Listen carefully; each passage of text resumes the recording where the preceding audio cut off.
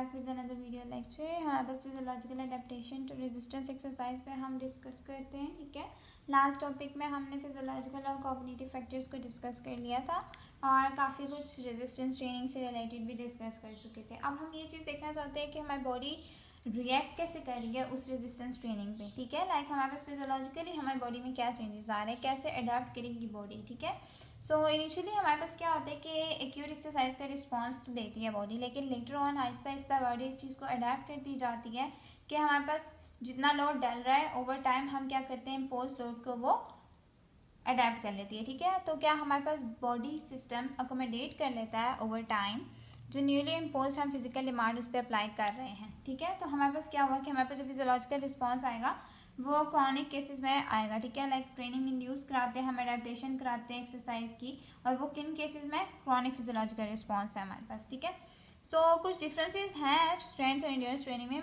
Mostly यही होता है कि सेम ही है। ठीक है, सो अडेप्टेशन जो है ना वो डिपेंड करिए हमारे पास, एक तो पर्सन के हमारे पास हेल्थ स्टेटस उसका बहुत अच्छा होना चाहिए। ठीक है, उस पर डिपेंड करिए। ठीक है, दूसरा हमारे पास उसका प्रीवियस लेवल ऑफ पार्टिसिपेशन जो थी ना रेजिस्टेंस एक्सरसाइज प्रोग्राम पे, उस पर भी क्या होता है ना, कई बार ऐसा होता है पेशेंट ने पिछली बार जब एक्सरसाइज प्रोग्राम किया था, रेजिस्टेंस एक्सरसाइज प्रोग्राम उसने परफॉर्म किया था या ज्वाइन किया था, तो उसके बाद उसने बीच में गैप बहुत ज़्यादा दे दिया। ठीक है, बहुत ज़्यादा गैप देने के बाद दोबारा से उसने स्टार्ट किया है, तो उसके मसल्स काफ़ी रिस्ट्रिक्ट कर जाते हैं, लेकिन उसकी बॉडी फिर भी काफ़ी हद तक उसको अडेप्ट कर चुकी होती है। ठीक है, हमने डी ट्रेनिंग की बात की थी, हमारे पास वापस चली जाती है, रिवर्स बैक हो जाती है। इसी तरह से हम यही बात इसमें डिस्कस कर रहे हैं कि हमारे पास लाइक रेजिस्टेंस ट्रेनिंग कैसे उसने पिछली पार्टिसिपेशन की थी रेजिस्टेंस ट्रेनिंग प्रोग्राम में, तो हम उसके अकॉर्डिंगली उसके अडेप्टेशन पे डिपेंड कर रही होती है। ठीक है, सो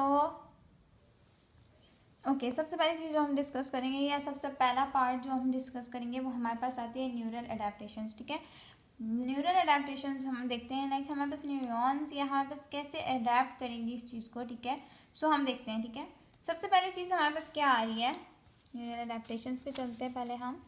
ओके, हाँ, सबसे पहली चीज़ हमारे पास आ क्या रही है। ठीक है, सबसे पहली चीज़ हमारे पास आ रही है, इनिशियली क्या होता है हमारे पास, ये इनिशियल रैपिड गेन हमारे पास एक टेंशन जनरेटिंग जो हमारे पास कैपेसिटी थी ना हमारे पास स्केलेटल मसल्स में। ठीक है, उसने क्या किया, न्यूरल रिस्पॉन्स एक प्रोड्यूस कराया। ठीक है, लेकिन उन्होंने कहा कि हमारे पास जो न्यूरल अडेप्ट या मसल की जो अडेप्टेशन है, ठीक है, वो सिर्फ इस चीज़ पे डिपेंड नहीं करी कि हमारे पास जो टेंशन जनरेट हो रही है या बाकी सारी चीज़ों पे, वो एक न्यूरल रिस्पॉन्स होता है जो हमारे पास ब्रेन से आ रहा है। ठीक है, और उसके अकॉर्डिंगली वो अडेप्ट कर रही है। ठीक है, जो हमारे पास इनिशियली गेन आ रहा है। ठीक है, जो हम स्टार्ट में हम गेन ले रहे हैं ना किसी भी रेजिस्टेंस ट्रेनिंग से।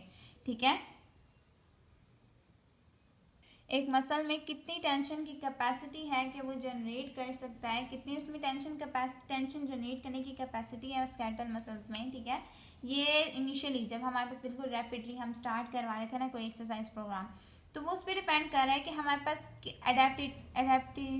अडेप्टिव चेंजेस जो है वो हमारे पास मसल्स में नहीं आ रहे, बल्कि हमारे पास न्यूरल रिस्पॉन्स के थ्रू आ रहे हैं। ठीक है, बिकॉज ऑफ न्यूरल रिस्पॉन्स है, अडेप्टिव चेंजेस हमारे पास मसल्स की तरफ से नहीं है। ठीक है, सेकेंड थिंग हमारे पास ये है कि ये हमारे पास रिफ्लेक्ट करती है ईएमजी की एक्टिविटी को इंक्रीज कराती है, इलेक्ट्रोमायोग्राफी की, या हम कहते हैं कि हमारे पास उसकी एक्टिविटी फर्स्ट 4 to 8 वीक्स में जब ट्रेनिंग की स्टार्ट का वीक था। ठीक है, उसमें क्या होती है कि ईएमजी की एक्टिविटी इंक्रीज हो जाएगी। इलेक्ट्रोमायोग्राफी में जब हम देखेंगे ना, इलेक्ट्रोमायोग्राफ में तो हमारे पास क्या होगा कि बायो फीडबैक जब हमें मिलेगा तो उसमें ये दिखाएगा कि ये हमारे पास एक्सरसाइज का प्रोग्राम क्या हो गया, ये हमारे पास इंक्रीज कर गया, ट्रेनिंग के इफेक्ट जो है वो रिफ्लेक्ट कर रहा है, वो इंक्रीज कर रहा है। ठीक है, और जिसमें हमें ये भी पता चल रहा है दूसरी चीज़ कि इस केस में अभी हाइपरट्रॉफी नहीं हुई है मसल्स में। ठीक है, हाइपरट्रॉफी हमारे पास सिंपली ये होती है कि जो मसल का साइज है ना, से ये सेल का साइज। ठीक है, अगर मैं कहती हूँ मेरे पास एक ये सेल है, ठीक है, और एक ये सेल है, ठीक है, तो ये हमारे पास क्या होता है कि हमारे पास ये वाला जो सेल है ये इसमें कन्वर्ट हो जाएगा, इतना बड़ा हो जाएगा, हाइपरट्रॉफी हम इसको कहते हैं, इंक्रीज हो जाता है साइज। ठीक है, तो इधर इन्होंने मसल फाइबर की बात की हुई है, तो समझो अगर हमारे पास एक ये फाइबर है, ठीक है, तो ये हमारे पास क्या होगा कि ये बड़ा हो जाएगा, अपने साइज में इंक्रीज कर जाएगा। ठीक है, तो ये हमारे पास क्या कहला रहा है, मसल हाइपरट्रॉफी हो रही है। ठीक है, मसल फाइबर की हाइपरट्रॉफी हो रही है। नेक्स्ट थिंग इज कि ये भी पॉसिबल हो सकता है कि जो न्यूरल एक्टिविटी है ना, ठीक है, वो इंक्रीज हो गई है। कैसे इंक्रीज हो गया है, एडिशनल गेन लिया उसने स्ट्रेंथ का, और क्या होता है कि हमारे पास लेटर ऑन जैसे हम एक्सरसाइज कंटिन्यू रखते हैं, ठीक है, हमारे पास क्या होता है कि ना जो रेजिस्टेंस प्रोग्राम था वो क्या करता है, मसल हाइपरट्रॉफी के आगे आने के बाद भी, like even after the muscle hypertrophy हो गई है, ठीक है, वो एक प्लेटू पे पहुंच जाएगा, एक पीक पे पहुंचेगा, ठीक है, एक पीक। ऐसे मैं कहती हूँ कि ये मेरे पास है, ये मैं ग्राफ में अगर इसको शो करती हूँ तो ये हमारे पास एक ऐसी पीक में पहुंच जाएगा, ठीक है, जिसके बाद हमारे पास आ जाएगा थ्रेशोल्ड, एक ऐसी पीक पे पहुंच जाएगा जहाँ पे हमारे पास अब उसके क्या होगा कि कांस्टेंट हो जाएगी चीज़, ठीक है, हाइपरट्रॉफी होने के बाद भी, ठीक है, हाइपरट्रॉफी हो गई है उसके बाद भी हमारे पास क्या होगा, एक टाइम ऐसा आएगा कि हमारे पास एक पीक पे एक बॉडी अडेप्ट कर जाएगी उस चीज़ को, ठीक है, हमारे पास न्यूरल एडेप्टेशन हो जाएगी, न्यूरॉन्स या मसल्स के फाइबर्स आप कह सकते हो, सिंपली न्यूरोनल सिस्टम से मसल के फाइबर्स अडेप्ट कर जाएंगे, ठीक है। ओके, इसमें कुछ चीज़ें हम डिस्कस कर लेते हैं, हमारे पास ये होता कैसे है, न्यूरल अडेप्टेशन किस वजह से हो सकती है, ठीक है। सो हमारे पास सबसे पहली चीज़ आ गई है मोटर लर्निंग, ठीक है, आई होप सो ये नज़र आ रहा हो, इसको अगर मैं जूम कर दूँ तो ओके, अब शायद नज़र आ रहा है, ठीक है। सो हम मोटर लर्निंग की बात करते हैं सबसे पहले, ठीक है, मोटर लर्निंग पे हम का बात करते हैं, दूसरा हमारे पास आ जाती है इम्प्रूव कोऑर्डिनेशन। मोटर लर्निंग क्या होती है, मोटर लर्निंग ये है हमारे पास, मैं क्या कर रही हूँ कि एक पेशेंट को कोई एक्सरसाइज सिखा रही हूँ, सबसे पहले मैं उसको करवा रही हूँ, मैं उसको सिखाऊंगी, मैं उसको डिमॉन्स्ट्रेट कराऊंगी, उसकी फुल अटेंशन उस टाइम चाहिए, वो गलतियाँ भी करेगा लेकिन मैंने उसको बताना है कि ये गलत है, इस तरह से इस एक्सरसाइज को परफॉर्म करना है, ये हमारे पास हो जाती है, ये पहली स्टेज हो जाती है मोटर लर्निंग की। दूसरी स्टेज ये है कि वो थोड़ा थोड़ा सीख जाएगा और खुद का परफॉर्म करना शुरू कर देगा। तीसरी स्टेज ये है कि हमारे पास क्या करेगा, वो इंडिपेंडेंटली खुद परफॉर्म करना शुरू कर देगा, ठीक है। तीन स्टेजेस में हम इसको बात करेंगे, मैं जब फर्स्ट चैप्टर को डिस्कस करूंगी तो ये मैं सारी को एक्सरसाइज, ये सारा कुछ मोटर लर्निंग का, मोटर टास्क वगैरह हम सब कुछ उसमें डिस्कस कर लेंगे, ठीक है। सो मोटर लर्निंग ऐसे हम सिखाते हैं, सबसे पहले मैं उसको करवाऊंगी, ऐसा ऐसा वो थोड़ा खुद करना शुरू हो जाएगा, उसमें भी थोड़ी सी उसकी टेंशन होती है। तीसरी स्टेज में वो इंडिपेंडेंटली करेगा, जैसे मैं कहती हूँ कि एक बंदे को मैं चला रही हूँ, ऐसे ऐसा मैं उसको चलाऊंगी, फिर उसकी कॉन्शियसनेस की ज़रूरत नहीं पड़ेगी तीसरी स्टेज में। पहले में मैं उसको सिखा रही हूँ, दूसरे में वो खुद थोड़ी थोड़ी परफॉर्म करेगा, तीसरे में मैं उसको इंस्ट्रक्ट के बगैर बोलूँगी और वो इजीली वॉक कर सकता है, उसमें उसकी कॉन्शियसनेस भी उसकी ज़रूरत नहीं है, ठीक है। तो ये हमारे पास क्या होता है, मोटर लर्निंग, ठीक है। फिर दूसरी चीज़ हमारे पास आ जाती है इम्प्रूव कोऑर्डिनेशन। कोऑर्डिनेशन को कैसे इम्प्रूव करेगा, हमारे पास सिंपली हमारे पास देखो, अगर हमारे पास एक बंदे के बैलेंस डिस्टर्ब हुआ है, हम उसको कोऑर्डिनेट करवाते हैं, ठीक है, हम उसको कहते हैं उसकी जो ब्रेन के साथ कोऑर्डिनेशन है उसको इम्प्रूव कराने के लिए हम ये सारा काम करें, तो हमारे पास क्या होगा, कोऑर्डिनेशन की वजह से भी न्यूरल अडेप्टेशन होगी, ठीक है। तीसरी हमारे पास चीज़ आ रही है, वहाँ पे मोटर यूनिट की नंबर ऑफ रिक्रूटमेंट ज़्यादा है, ठीक है, वहाँ पे मोटर यूनिट्स ज़्यादा हैं, जितने मोटर यूनिट्स ज़्यादा है उतनी ही ज़्यादा न्यूरल अडेप्टेशन ज़्यादा होगी, ठीक है।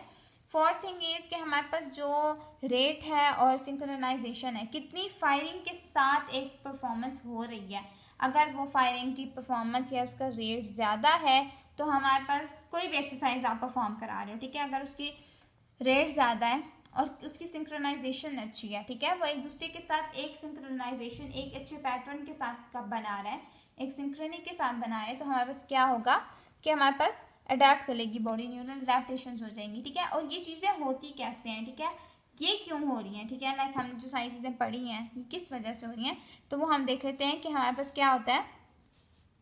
सबसे पहली चीज़ हमारे पास आ जाती है because of the inhibitory function हो जाता है, क्या इनहिबिटरी फंक्शन जो है ना वो डिक्रीज हो जाएगा, ठीक है। जो पहले हम क्या थे, हमारे पास इनहिबिशन हो रही है, जो मसल्स इनहिबिट या जो न्यूरॉन्स इनहिबिट करा रहे हैं, जो न्यूरोट्रांसमीटर्स इनहिबिट करा रहे थे फंक्शन को, वो डिक्रीज कर जाएंगे, ठीक है। दूसरी हमारे पास सेंसिटिविटी गोल्जी टेंडर ऑर्गन की, वो भी कम हो जाएगी, गोल्जी टेंडर ऑर्गन जब फायर ही नहीं करेगा इतनी जल्दी में, इतनी ज़्यादा टेंशन प्रोड्यूस नहीं होगी, तो बॉडी अडेप्ट करना उसके लिए आसान हो जाएगा। तीसरी चीज़ हमारे पास क्या आ जाती है, चेंजेस, जो मायोन्यूरल जंक्शंस में आ रहे हैं चेंजेस मोटर यूनिट में, ठीक है, जो जैसे हमारे पास जंक्शंस क्या थे, हमने जैसे अगर साइनैप्स वगैरह बात करते हैं हम, तो ये हमारे पास मसल्स और नर्व्स के बीच में हमारे पास कहते हैं एक्सॉन्स के एंड में और मसल्स में हमारे पास गैप होता है जिसके थ्रू सिग्नल पास करता है, तो ये वो जंक्शंस होते हैं, ठीक है, ये हो गए, ठीक है। हमारे पास ये जो चीज़ें थी ये हमारे पास साइड डिपेंड करती हैं कि हमारे पास कैसे हम परफॉर्म कराते हैं, ठीक है, या हम कैसे हम बॉडी की न्यूरल अडेप्टेशन करवाते हैं, किस तरह बॉडी न्यूरॉन्स या न्यूरल अडेप्टेशन करती है, ठीक है। तो ये हमारे पास सारी चीज़ें हम डिस्कस कर ली, ठीक है। ओके, फिर नेक्स्ट हमारे पास आ जाती है स्केलेटल मसल्स की अडेप्टेशन, ठीक है। जब हम सारा काम ही मसल्स के ऊपर करें तो स्केलेटल मसल की अडेप्टेशन बहुत इंपॉर्टेंट है, ठीक है। स्केलेटल मसल कैसे अडेप्ट करेगा? अब न्यूरल अडेप्टेशन तो हमने देख ली, न्यूरॉन्स ने अडेप्ट किया, किस तरह से अडेप्ट किया उन्होंने, न्यूरल अडेप्टेशन के थ्रू हमारे पास मसल फाइबर्स की यहाँ पर ट्रॉफी कराई, ठीक है, वो सारी EMG वगैरह उसने इंक्रीज करा दी थी, ठीक है। अब हमारे पास आती है न्यूरल अडेप्टेशन के बाद हमारे पास दूसरी चीज़ आ रही है स्केलेटल मसल अडेप्टेशन, ठीक है। स्केलेटल मसल अडेप्टेशन में सबसे पहली चीज़ हम हाइपरट्रॉफी को डिस्कस करते हैं, ठीक है। हाइपरट्रॉफी हमारे पास ये होती है कि इंक्रीज इन द साइज और bulk of the muscle fibres by increasing the myofibrillar volume, ठीक है। मसल फाइबर्स का बल्क में साइज में इंक्रीज, जैसे मैंने आपको बताया कि अगर मेरे पास छोटा सा सेल था या फाइबर था वो इतना बड़ा हो जाएगा, इसके बल्क में इंक्रीज आ जाएगा। एक सिंगल फाइबर की जब बल्क में इंक्रीज आएगा तो पूरे मसल में इंक्रीज आ जाएगा, पूरे मसल की हाइपरट्रॉफी हो जाएगी, ठीक है। तो ये हमारे पास क्या कहलाता है? हाइपरट्रॉफी, ठीक है। सो टेंशन प्रोड्यूसिंग कैपेसिटी, एक टेंशन प्रोड्यूसिंग ऐसी कैपेसिटी जो हमारे पास फिजियोलॉजिकल क्रॉस सेक्शन एरिया जो हमारे पास मसल फाइबर्स का है उसकी डायरेक्टली प्रोपोर्शनल हो जाती है या प्रोपोर्शनल हो जाती है, तो हम उसको क्या कहते हैं? हाइपरट्रॉफी। जितनी मैं उसको टेंशन दे रही हूँ उतना ही वो फिजियोलॉजिकली अडेप्ट कर रहा है, तो हमारे पास क्या होगी? ये हाइपरट्रॉफी होगी, ठीक है। उतना ही वो अच्छे से, लाइक अगर मैं उसको कह रही हूँ कि मैंने उसको दिया है लाइक कुछ भी कह सकते हो आप, जितनी मैंने उसको दी है, अगर मैं कहती हूँ मैंने उसको इतनी स्ट्रेंथ अप्लाई किया कि उसके मसल में 1 सेंटीमीटर का चेंज आया है, ठीक है, उसके मसल में कितना आ रहा है? 1 सेंटीमीटर का चेंज आया है, ठीक है। तो क्या होगा? उसके बल्क की, अब उसकी मैंने टेंशन इतनी दी थी कि उसकी फिजियोलॉजिकल रिस्पॉन्स में क्या हुआ? 1 सेंटीमीटर, उसके क्रॉस सेक्शनल एरिया में 1 सेंटीमीटर का चेंज आया, तो फिजियोलॉजिकल ही क्रॉस सेक्शनल एरिया चेंज हो गया, ठीक है। सो अगर हम कहते हैं कि एक्सटेंडेड पीरियड ऑफ टाइम के लिए हम इसको इंक्रीज कराते हैं, ठीक है, लाइक हम मॉडरेट इंटेंसिटी की एक्सरसाइज उसको दे रहे हैं, तो क्या होता है? 4 to 8 वीक्स या 2 to 3 वीक्स के बाद क्या होती है? हाइपरट्रॉफी जो होती है ना वो इतनी इंक्रीज हो जाती है और एक इंपॉर्टेंट फैक्टर बन जाती है अडेप्ट करने के लिए हमारे पास किसी रेजिस्टेंस गेन को, सॉरी स्ट्रेंथ गेन को, ठीक है। स्ट्रेंथ गेन जब मसल में हमने अडेप्ट करवाना है तो हमारे पास क्या होती है कि after extended period of moderate और हाई इंटेंसिटी रेजिस्टेंस ट्रेनिंग, ठीक है, बहुत ज़्यादा एक्सटेंडेड पीरियड के लिए हमने उसको पेशेंट को दी हुई है। अब हमने क्या किया? पेशेंट को इतने टाइम के लिए हमने उसको दिए 4 to 8 वीक्स, 2 to 3 वीक्स, तो क्या होता है? हाइपरट्रॉफी जो होती है वो एक इंक्रीजिंगली इंपॉर्टेंट अडेप्टेशन बन जाती है for strength gain in muscle, ठीक है। स्ट्रेंथ गेन जो हमारे पास मसल में आ रहा है उसके लिए एक बहुत ज़्यादा इंपॉर्टेंट फैक्टर आ जाती है, ठीक है। नेक्स्ट थिंग इज हमारे पास कि हमने ये चीज़ें तो सही डिस्कस कर ली कि हमारे पास किस तरह से हो रहा है, क्या हो रहा है, ठीक है। सो मैकेनिज्म इसका बहुत कम्प्लेक्स है, इसका स्टिमुलस भी ज़्यादा ग्रोथ किस तरह से हो रही है, क्यों हो रही है, ये हमें नहीं इतना क्लियर, ठीक है। लेकिन जो हाइपरट्रॉफी स्केलेटल मसल्स में आ रही है उसका कुछ एक दो चीज़ें जो है ना वो मेन उसका कॉन्सेप्ट है, ठीक है। एक तो जैसे हम कहते हैं प्रोटीन की सिंथेसिस बहुत ज़्यादा, जब प्रोटीन ज़्यादा बनेगा ना, ठीक है, सो हमारे पास क्या मसल के प्रोटीन की सिंथेसिस इंक्रीज हो रही है, ठीक है, जिसमें हमारे पास हो सकता है एक्टिन मायोसिन के मेन हम पढ़ते हैं, ठीक है, तो वो हो सकते हैं और भी बहुत सारे troponin, tropomyosin, M protein, beta actin, ये सारे सी प्रोटीन्स वगैरह हमारे पास क्या होते हैं, इनकी सिंथेसिस प्रोटीन्स की ज़्यादा है और डिग्रेडेशन कम होगी। अब जब डिग्रेडेशन कम है, सिंथेसिस ज़्यादा है, तो क्या होगा? बल्क इकट्ठा जमा होता जाएगा। प्रोटीन ज़्यादा है तो क्या करेंगे? बल्क ज़्यादा करते जाएंगे। बायोकेमिकल चेंजेस जो स्टिमुलेट करते थे अपटेक ऑफ अमाइनो एसिड्स वो भी उनमें भी चेंजेस आना शुरू हो जाएंगे, लाइक जो हमारे पास अमाइनो एसिड्स का अपटेक था, ठीक है। अब क्या हुआ कि जैसे हमने कहा इंक्रीज हुआ प्रोटीन की सिंथेसिस में, तो ये क्या और हाइपरट्रॉफी हो गई, तो ये क्या करती है? एसोसिएट करती है कुछ चेंजेस में, हाई वॉल्यूम, ठीक है, high volume moderate resistance exercise perform eccentrically. ये क्या है? ये हमारे पास सिंपली ऐसे है, उन्होंने कहा जो प्रोटीन की सिंथेसिस इंक्रीज हो रही है या मसल में हाइपरट्रॉफी हो रही है वो कैसे हो रही है कि एक तो हमने ऐसी एक्सरसाइज का मेथड परफॉर्म कराया वो इसेंट्रिक है, ठीक है। इसेंट्रिक का मतलब हमारे पास मसल फुल लेंथनिंग में जा रहे हैं, ठीक है।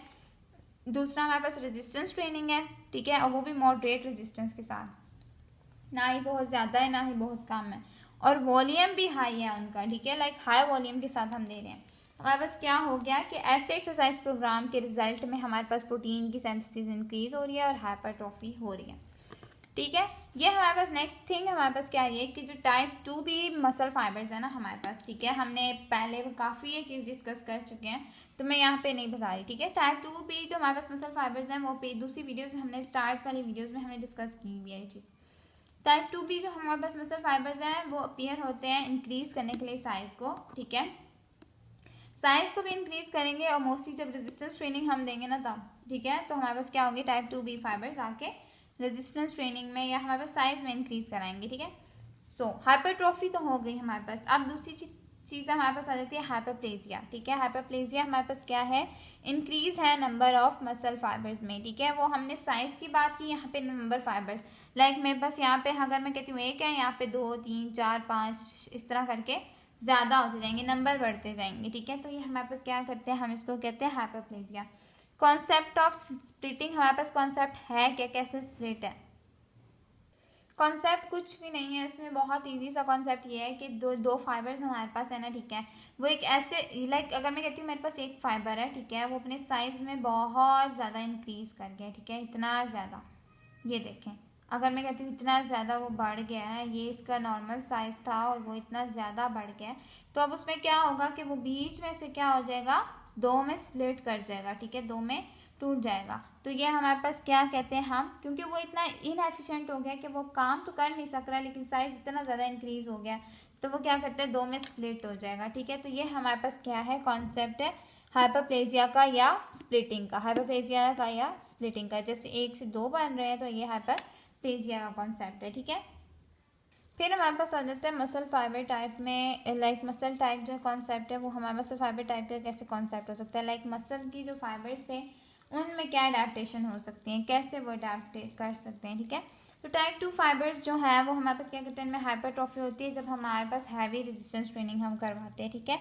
बहुत ज़्यादा पेशेंट में लोड उठा रहा है, पेशेंट बहुत ज़्यादा परफॉर्म कर रहा है रेजिस्टेंस एक्सरसाइज को, तो हमारे पास तब हमारे पास होती है। डिग्री ऑफ प्लास्टिसिटी हमारे पास मसल फाइबर्स में प्रेजेंट है, ठीक है, अगर हम उसको क्या कहते हैं कॉन्ट्रेक्टाइल या उसकी मेटाबॉलिक प्रॉपर्टीज को इफेक्ट करते हैं, ठीक है, या उस पर काम करते हैं, तो हमारे पास एक लिमिट की प्लास्टिसिटी, काफ़ी ज़्यादा प्लास्टिसिटी आ जाती है पेशेंट में। जैसे हम स्ट्रेचिंग के प्रोसीजर्स में बात कर रहे थे, वैसे ही यहाँ पे प्लास्टिसिटी क्या होती है मसल फाइबर में, ठीक है। तो ये हमारे पास क्या आ गया, मसल फाइबर टाइप कॉन्सेप्ट है, ठीक है, या एडेप्टेशन है, आगे भी है।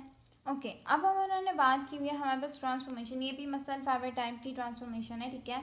तो हमारे पास कैसे वो अडेप्ट करेगा, टाइप 2B से टाइप 2A में चले जाएंगे, ठीक है। टाइप 2B जैसे हमें पता है कि हमारे पास लाइक सिंपली वो बहुत ज़्यादा फास्ट होते हैं ना, तो ये हमारे पास क्या करेगा, 2A जो है वो थोड़ी अडेप्ट करना शुरू कर देगा, थोड़ी मॉडरेटली फास्ट हो जाएंगे फाइबर्स, ठीक है।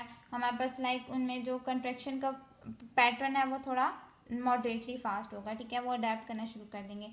जो रेजिस्टेंस है वो भी उनको ज़्यादा उनको ज़्यादा फील नहीं होगी, ठीक है।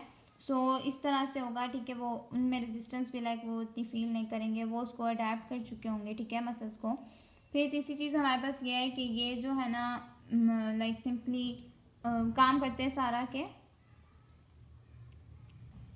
ओके ये हमारे पास, ठीक है, हमारे पास चीज़ आ गई कॉमन है, ये हमारे पास इंड्योरेंस ट्रेनिंग में, ठीक है, जब हम इंड्योरेंस ट्रेनिंग दे रहे हैं ना पेशेंट में तो इनमें कॉमन होती है, ठीक है। और अर्ली है हमारे पास क्या करते हैं, अर्ली वीक्स ऑफ जब हाई रेजिस्टेंस ट्रेनिंग हम दे रहे हैं तो इनमें बहुत ज़्यादा कॉमन है, ठीक है, जल्दी जल्दी हो जाता है, जल्दी स्टार्ट में ही होना शुरू होता है, जिसकी वजह से क्या होता है, इनको फटीग रेजिस्टेंस बना देता है, ठीक है। अगर ये अडैप्ट कर जाएगी ना बॉडी तो फटीग नहीं होगी पेशेंट में, ठीक है, उतने ही जल्दी ये पेशेंट जो है ना अर्ली वीक्स में ही फटीग को रेजिस्ट कर। दूसरे कुछ एविडेंस ऐसे भी हैं जो हमारे पास ये बताते हैं कि हमारे पास ना टाइप 1 और टाइप 5 टाइप 2 में चेंज हो जाते हैं, लाइक स्पाइनल कॉर्ड इंजरी के जो पेशेंट्स हैं, या हमारे पास अगर ऐसा है कि कोई बंदा स्पेस में गया है तो काफ़ी टाइम उधर आए तो कुछ फाइबर्स में चेंज आता है मसल्स के, लेकिन इसका कोई रेजिस्टेंस ट्रेनिंग में ऐसा एविडेंस नहीं मिला अभी तक कि ट्रेनिंग प्रोग्राम में भी कोई ऐसी कन्वर्जन होती है, तो हम इसको इसमें डिस्कस नहीं करते, ठीक है। नेक्स्ट थिंग हमारे पास वेस्कुलर और मेटाबॉलिक अडेप्टेशन आ जाती है, ठीक है, वेस्कुलर और मेटाबॉलिक अडेप्टेशन में आते हैं हम। सो नेक्स्ट थिंग हमारे पास क्या आ रही है कि हमारे पास जो है ना वेस्कुलर मेटाबॉलिक अडेप्टेशन ये कैसे हो रही है, ठीक है। तो हमारे पास CVS अडॉप्ट कैसे कर रहा है, रेस्पिरेटरी सिस्टम अडॉप्ट कैसे कर रहा है कि हमारे पास जो लोअर इंटेंसिटी जो होती है ना एक्सरसाइजेज उनमें, ठीक है, लाइक एंड्योरेंस ट्रेनिंग में नहीं बल्कि हमारे पास पावर ट्रेनिंग या स्ट्रेंथ ट्रेनिंग में जो होती है ना, हमारे पास क्या है कि हमारे पास जो है वो अडेप्टेशन जो है वो CVS और रेस्पिरेटरी सिस्टम की ज़रा इजीली हो जाती है, ठीक है। और जो एंड्योरेंस ट्रेनिंग है उसमें मसल हाइपरट्रॉफी तक की थ्रू अडेप्टेशन ज़्यादा इजीली हो जाती है, ठीक है। अच्छा अब क्या हुआ, एंड्योरेंस ट्रेनिंग में हमारे पास क्या हुआ, हम हाई इंटेंसिटी एक्सरसाइज को यूज़ कर रहे हैं, ठीक है, और साथ साथ हम क्या करें, वॉल्यूम ट्रेनिंग करें। अगर आप नज़र आ रहा हो तो वॉल्यूम लिखा हुआ है, ठीक है। सो वॉल्यूम ट्रेनिंग, ये जब नोट्स आपको मिल जाएंगे तो आप फेसबुक के ग्रुप पे जाके आप सारी चीज़ें ये देख सकते हैं, ठीक है। लाइक उसमें हमने नोट्स अपलोड कर दिए, ठीक है। सो हमारे पास क्या है कि हमारे पास जो हाई इंटेंसिटी और लो वॉल्यूम हमारे पास ट्रेनिंग है, ठीक है। लो वॉल्यूम ट्रेनिंग हम दे रहे हैं पेशेंट को, तो हमारे पास क्या हो रही है, जो कैपिलरी बेड डेंसिटी है ना, कैपिलरीज हैं, ठीक है, उनकी डेंसिटी कम हो जाएगी। अब डेंसिटी कम होगी तो हमारे पास नंबर ऑफ फाइबर्स जो हमारे पास मायोफिलामेंट्स में थे पर मायोफिलामेंट वो इंक्रीज हो जाएंगे, ठीक है। डेंसिटी कम है, फाइबर्स इंक्रीज है, तो हम क्यों, जाहिर सी बात है डेंसिटी खुद ब खुद कम हो रही है ना, तो मायोफिलामेंट्स पर फाइबर्स क्या हो जाएंगे, इंक्रीज करते जाएंगे, तो मसल में हाइपरट्रॉफी हो जाती है एंड्योरेंस के थ्रू, ठीक है।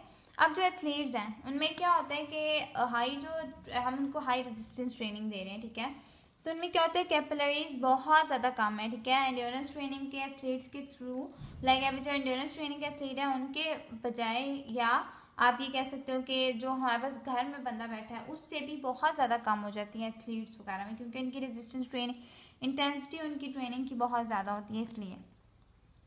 अच्छा, तीसरी बात कहते हैं कि हम मायोकार्डियल जो हमारे पास डिक्रीज हो रही है ना, माइटोकॉन्ड्रियल डेंसिटी भी डिक्रीज हो रही है, ठीक है।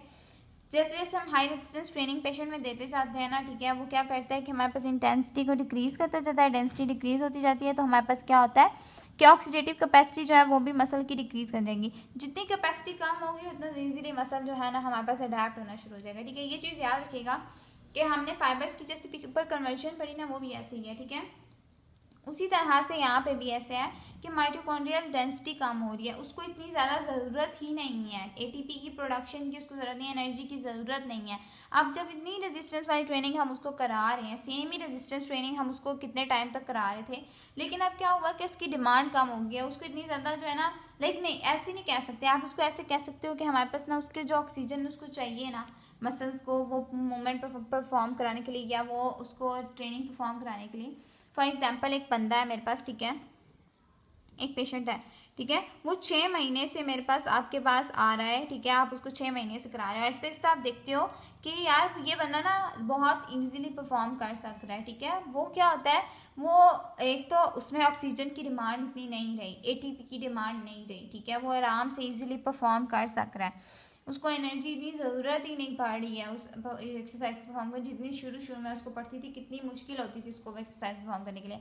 तो ये क्या होता है कि ये हमारे पास इस वजह से हो रहा है कि हमारे पास एक तो डेंसिटी कम हो रही है उतनी, दूसरी ऑक्सीडेटिव कैपेसिटी, इतनी उसको ऑक्सीजन चाहिए ही नहीं, उसकी कैपेसिटी जो है ना वो हमारे पास कम होती जा रही है। तो हमारे पास क्या है, जो मसल जो एक्सरसाइज परफॉर्म कराने के लिए कैपेसिटी है मसल्स की, ऑक्सीजन की जो कैपेसिटी है वो कम हो रही है, ठीक है। तो ये हमारे पास क्या करते हैं कि ऐसे ऐसे वो अडेप्ट कर जाता है वेस्कुलर और मेटाबॉलिक अडेप्टेशन के थ्रू, ठीक है। लास्ट हमारे पास आ जाती है अडेप्टेशन कनेक्टिव टिश्यू की, ठीक है। बस हमारे पास वीडियो को हम बंद खत्म करते हैं इसमें कनेक्टिव टिश्यू की अडेप्टेशन के बाद, ठीक है। हमारे पास अडेप्टेशन कैसी होती है, टेंसाइल स्ट्रेंथ, टेंडन, लिगामेंट्स या बोन्स वगैरह पे पढ़ी है, तो हमारे पास resistance training, high resistance training के थ्रू पढ़ी है, ठीक है। इंक्रीज आ रहा है रेजिस्टेंस ट्रेनिंग में और ये इंप्रूव करा रही है स्ट्रेंथ और पावर मसल की, ठीक है। एंड्योरेंस ट्रेनिंग के लिए तो हमने ऊपर बात कर ली थी, लेकिन स्ट्रेंथ ट्रेनिंग की अडेप्टेशन कनेक्टिव टिश्यू के थ्रू हो रही थी, ठीक है। सो टेंडन, लिगामेंट्स और कनेक्टिव टिश्यू जो है ना हमारे पास मसल्स में, उनमें कैसे हो रहा है, स्ट्रेंथ अगर टेंडन में इंप्रूव हो रही है तो वो हमारे पास कहाँ होगी, मस्कुलर टेंडिनियस जंक्शन में, जहाँ पे मसल्स और टेंडन जंक्शंस बना रहे हैं वहाँ पे, और जहाँ पे हमारे पास लिगामेंट में इंप्रूव होगी वो हमारे पास लिगामेंट बोन इंटरफेरेंस, जहाँ पे हमारे पास एक लिगामेंट बोन के साथ अटैच हो रहा है वहाँ पे, ठीक है। स्ट्रेंथ ट्रेनिंग हमने टेंडन में कहा, मसल टेंडन जंक्शंस में, और स्ट्रेंथ ट्रेनिंग या स्ट्रेंथ जो हमारे पास इंक्रीज हो रही है, अडैप्ट हो रही है, वो हमारे पास लिगामेंट बोन इंटरफेस पे, ठीक है। सो जो हमारे पास स्ट्रेंथ है ना वो हमारे पास क्या है कि लेस प्रोन है इंजरी के, ठीक है, लेस प्रोन होती है लिगामेंट की जो है वो लेस प्रोन हो जाएगी, और to support the adaptive strength and size changes in the muscles, और ये सपोर्ट भी करती है हमारे पास अडैप्टिव स्ट्रेंथ और साइज चेंजेस जो हमारे पास मसल्स में आ रहे हैं। इसमें उनका कहने का मतलब सिंपली ये है कि हमारे पास जो को रिलेशन है ना मसल की स्ट्रेंथ का और एक बंदा है उसके लाइफ स्पैन के अकॉर्डिंगली वो कितनी फिजिकल एक्सरसाइज करता है, फिजिकल एक्टिविटी उसकी कितनी है, उसकी बोन मिनरल डेंसिटी पर डिपेंड कर रही है, उसकी बोन मिनरल डेंसिटी कैसी है, ये और मसल की स्ट्रेंथ दोनों एक दूसरे के साथ को रिलेट कर रही है, ठीक है, एक दूसरे के साथ इनका रिलेशन है और ये रिलेशन बढ़ता जाता है, ठीक है। आज अगर मैं कहती हूँ कि फिजिकल एक्टिविटी एक्सरसाइज है, एक वेट बेरिंग पोजिशन है, उन पेशेंट्स में लाइक उन पेशेंट्स में जो होती है ना इंजरीज के चांसेस को कम करता है, ये बोन लॉस को कम करेगा, मिनिमाइज करेगा, प्रिवेंट करेगा बोन लॉस को, क्या करें, कौन सी चीज़, हमारे पास रेजिस्टेंस ट्रेनिंग। अगर हम पेशेंट को जल्दी सो हमारे पास फिजिकल एक्टिविटीज़ और जो एक्सरसाइज है अगर हम इसको वेट बेरिंग पोजीशन में कराते हैं, ठीक है, तो हमारे पास क्या होता है, एक तो जैसे जैसे पेशेंट की एज बढ़ती जाती है ना, उसमें बोन लॉस कम होता जाता है, ठीक है। लाइक अगर मैं कहती हूँ कि एक बंदा है उसको 60 ईयर्स का है, दो बंदों को कंपेयर अगर हम कर लेते हैं, ठीक है, और उनमें से एक बंदा 60 ईयर्स का जो हमारे पास सेडेंट्री लाइफ स्टाइल गुजारा है, वो उसने एक्सरसाइजेस परफॉर्म नहीं की, और दूसरा बंदा जो रेजिस्टेंस ट्रेनिंग में लाइक कॉन्टीन्यूसली उसने काम किया, वो किया, तो इसमें बोन मिनरल डेंसिटी जो है या बोन लॉस जो है वो बहुत तेज़ी से होगा जिसने सेडेंट्री लाइफ स्टाइल गुजारी। लेकिन जिसने ट्रेनिंग के साथ किया उसने बहुत ज़्यादा आहिस्ता हो जाती है उसमें बोन लॉस, ठीक है। हम बहुत मिनिमाइज़ कर देते हैं, या हम पूरी तरीके से ऐसा भी होता है प्रिवेंट कर लें कि उसका बोन लॉस ना हो, ठीक है, एजेस में, लेटर एजेस में, जैसे 60 के बाद या 650 के बाद जो एजेस आते हैं, ठीक है, इनमें। सो रिस्क जो है फ्रैक्चर्स का वो भी बहुत कम हो जाता है उन केसेस में जिसमें ऑस्टियोपीनिया है पेशेंट में, ठीक है, या हमारे पास ऑस्टियोपोरोसिस के पेशेंट है, मिनरल डेंसिटी कम हुई हुई है उनमें, या ऑस्टियोपीनिया के पेशेंट्स में, उनमें हम क्या करते हैं, सिंपली फ्रैक्चर्स के रिस्क को डिक्रीज़ कर देते हैं, ठीक है। कैसे डिक्रीज़ करते हैं, बोन मिनरल डेंसिटी को इंक्रीज़ करा के या इम्प्रूव करा के। सो हमारे पास ये होगी सारी अडेप्टेशंस। सो मेरे ख्याल में हमने अडेप्टेशन को सारा कवर कर लिया, फिजियोलॉजिकल अडेप्टेशंस को। So thanks for watching. अगर फिर भी कोई चीज़ कोई प्रॉब्लम हो तो आप कमेंट सेक्शन में बता सकते हैं, अपना फीडबैक भी दे सकते हैं, आपको वीडियो कैसी लगी। और साथ हमारे पास जो नोट्स है वो आपको फेसबुक के ग्रुप पे मिल जाएंगे, और आप इंस्टाग्राम पे पेज पे जाके लाइक भी कर सकते हैं, और साथ हमारे पास आप हमें कांटेक्ट भी कर सकते हैं अगर आपको कोई इंक्वायरीज है। Thanks for watching.